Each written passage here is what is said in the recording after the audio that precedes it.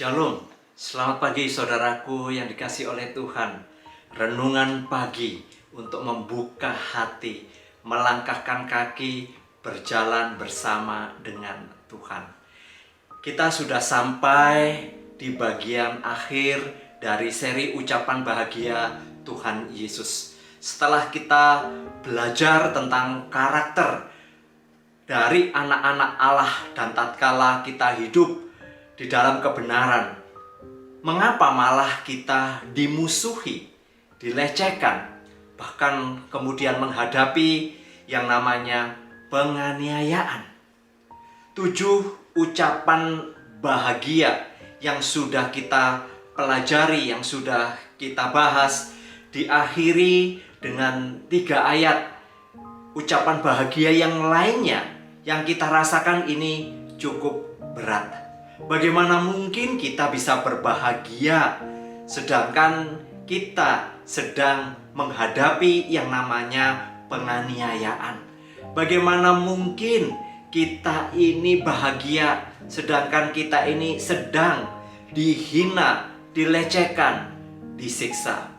Firman Tuhan hari ini di dalam ucapan bahagia yang terakhir berkata demikian: berbahagialah orang yang dianiaya oleh sebab kebenaran, karena merekalah yang empunya kerajaan sorga. Berbahagialah kamu jika karena aku kamu dicela dan dianiaya, dan kepadamu difitnahkan segala yang jahat. Bersukacita dan bergembiralah, karena upahmu besar di sorga, sebab demikian juga telah dianiaya nabi-nabi yang sebelum kamu. Matius 5 ayat 10 hingga ayat yang ke-12. Seorang penulis mengatakan penganiayaan itu adalah sebuah cap bertinta emas bagi orang percaya. Sebab Kristus pun dianiaya dan mengalami penderitaan.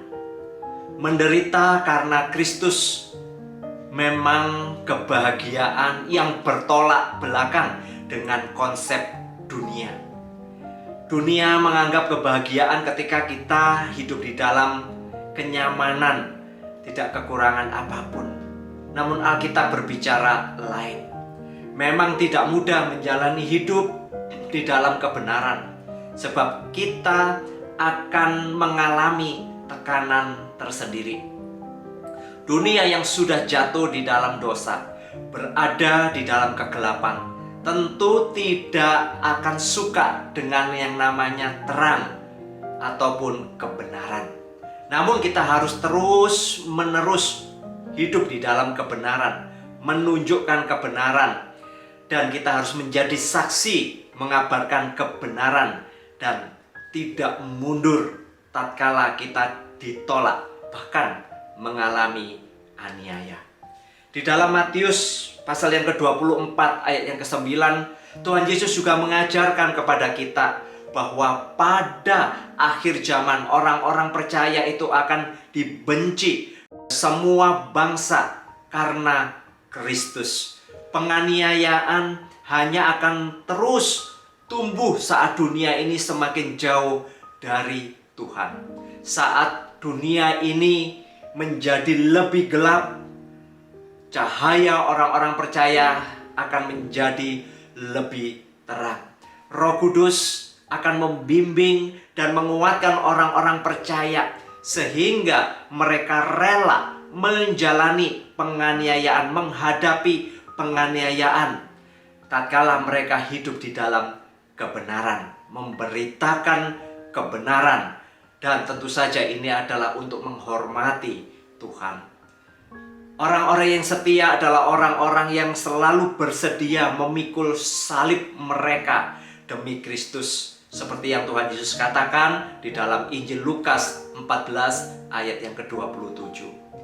Teraniaya karena kebenaran itu juga terjadi sebagai akibat dari yang namanya peperangan rohani.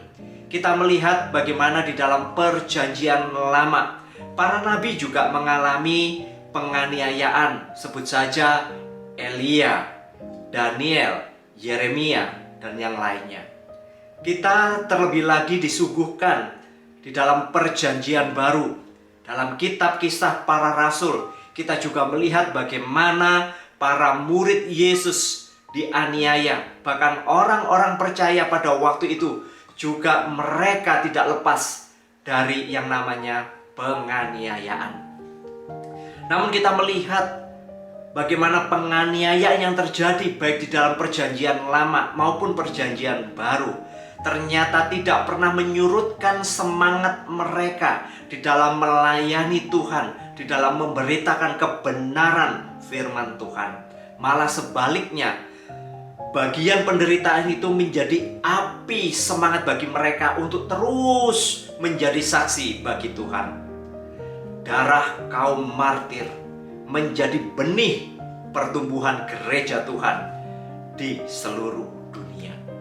Rasul Paulus menuliskan hal ini di dalam Roma pasal yang kelima ayat 3 sampai dengan yang kelima yang berkata, dan bukan hanya itu saja, kita malah bermegah juga dalam kesengsaraan kita, karena kita tahu bahwa kesengsaraan itu akan menimbulkan ketekunan, dan ketekunan akan menimbulkan tahan uji, dan tahan uji akan menimbulkan pengharapan, dan pengharapan tidak mengecewakan karena kasih Allah telah dicurahkan di dalam hati kita oleh Roh Kudus yang telah dikaruniakan kepada kita. Saudaraku, saat kita berpikir dengan benar tentang arti menderita bagi Kristus dan penderitaan secara umum yang terjadi di dalam kehidupan kita, kita menyadari bahwa meskipun penderitaan itu adalah salib yang harus kita pikul, itu juga merupakan mahkota yang mulia yang harus kita kenakan. Dengan memahami bagian ini, sesungguhnya jiwa kita akan dipenuhi dengan sukacita dan nyanyian kemenangan. Sebab Allah selalu bekerja di dalam orang-orang percaya untuk kebaikannya, untuk kemuliaannya, dan akhirnya menjadikan kita untuk serupa dengan Kristus. Saudaraku yang disayang oleh Tuhan, ketika saatnya menderita untuk demi nama Kristus, kasih karunia Allah selalu tersedia dan itu selalu melimpah. Kasih karunia yang menyelamatkan kita, kasih karunia yang menguduskan kita akan tersedia sehingga kita dapat menderita dengan cara yang memuliakan Allah.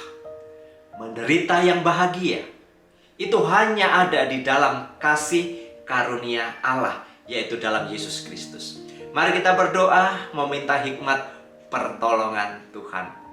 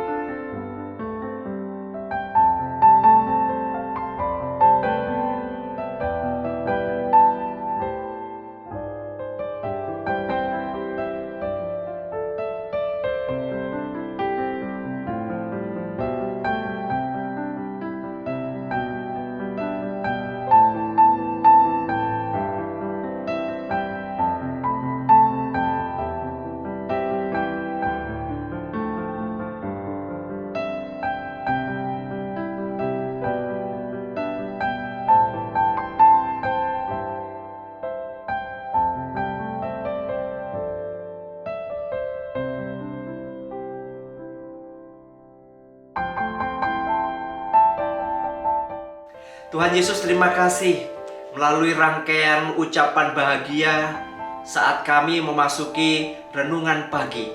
Sungguh kami bersyukur. Melalui ucapan bahagia itu karakter kami sebagai anak-anak Tuhan semakin dibentuk untuk kami boleh menyatakan kebenaran.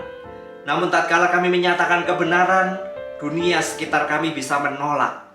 Namun ya Tuhan, kami bersyukur Roh Kudus-Mu akan menolong kami, membimbing kami, menguatkan kami. Dan kami percaya bahwa Engkau memiliki rencana yang indah. Dan kami percaya juga bahwa Engkau selalu menyertai kami. Terpujilah nama-Mu, di dalam nama Tuhan Yesus Kristus kami sudah berdoa dan menaikkan syukur kami. Mari kita terus menjadi pelaku-pelaku firman.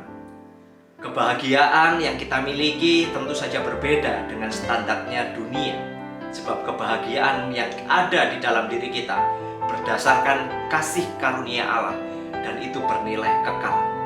Berkat dari Allah Bapa, Tuhan Yesus dan Roh Kudus menyertai kita hari ini sampai selama-lamanya.